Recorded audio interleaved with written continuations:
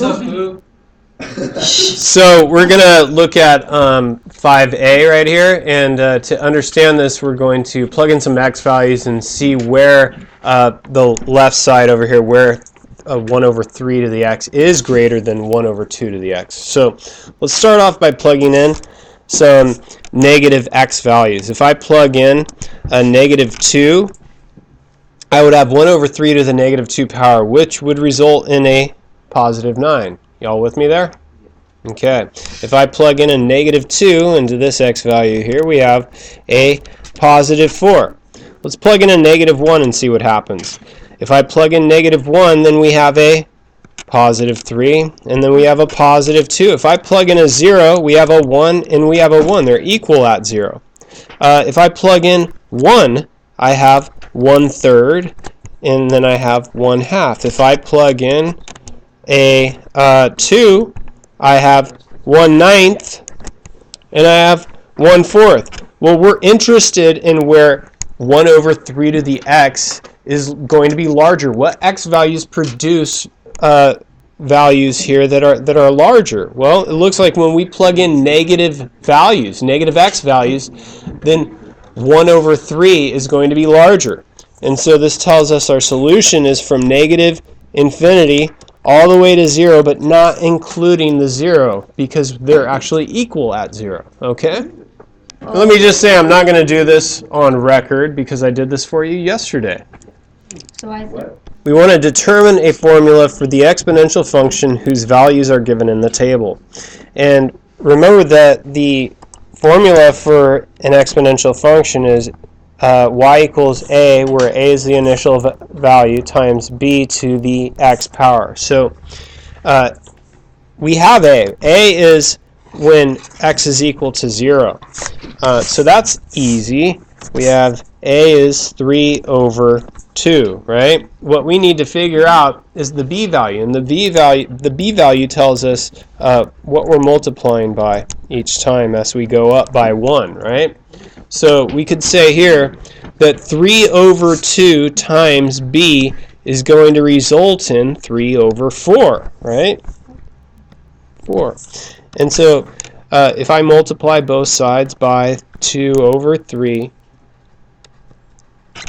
these cross off, and we're left with b equals 1/2, right? Now, some of us could see that right off the bat anyway, right? So we have our exponential function that is y equals 3 over 2 times 1/2 to the x power. All right? I heard some of you guys talking. It's not always going to be that easy, right? Because we don't always go up by 1. Sometimes you jump from 0 to 2, and so you can't automatically see your b value as being multiplied. You can't look at the y values always to see what that b value is equal to. But let's look at this scenario here. First of all, we know that our a value is 3 over 2, and we're trying to find that b value. We do have another point when x is 2, y is 3 over 8 e to the second power. So what I can do is set y equal to 3 over 8 e to the second, and set x equal to 2, and then solve. So if I multiply both sides by 2 over 3, I'm going to end up with 1 over 4 e to the second equals b to the second. If I take the square root of both sides, then I end up with 2e for the base value, right? Okay? 1 over 2e. All right? So that's just the other way that you guys are going to see, the other part. The proof's already online. I'm not going to do it again. The proofs are already online. I'm not going to do it again. Make sure you watch them. If you have individual questions, then you can ask me a little bit later, okay? Let's look at... Oh, whoa, I already did this one. This is already online, actually. So let's just jump to the next one. It's already on the first part, okay? So if you guys go to the study guide part 1 on the website, you'll see that problem done live in action. All right, let's look at this one here. We don't have the directions, but it says that we want to expand this single logarithm. And so the first thing I'm going to do here is I'm going to rewrite this so that we have log base 10 of x over y to the 1/4 power. Well, that's just like saying log base 10 of 1/4, log base 10 of x to the 1/4 over y to the 1/4. And then we can use our quotient rule.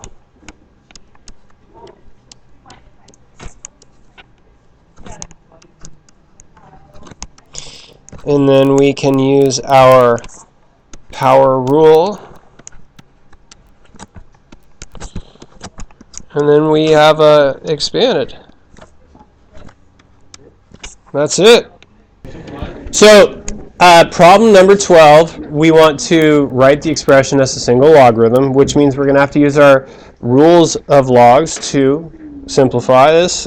So first of all, I see that I have the power rule going on, so I'm going to rewrite so that we have log base 10 of x y to the 4th power, and then minus we have log base 10 of yz to the 3rd power. And then from here we have the quotient rule, and we can rewrite using the quotient rule.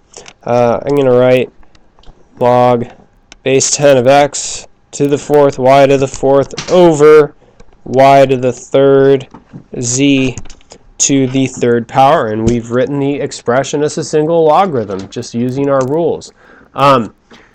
You guys are going to want to watch the video where it has the proofs where I show you a couple problems on expanding and condensing. The problems on the test are more like those problems. Okay? So that's on the record as well. I'll even put a link for you. Okay? By the way, we can simplify. As Janae brought up. As Taylor brought up to Janae. And then Janae had the tenacity to voice it. I don't think that's the right one. Now you look smart. Just putting that on the record. Hi, Stephanie. Okay, we're good. She's not gonna. She's gonna. Hi, Mom.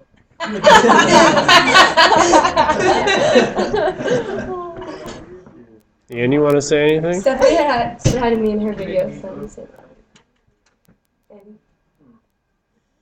Andy says hi. Hi. So does Gabe.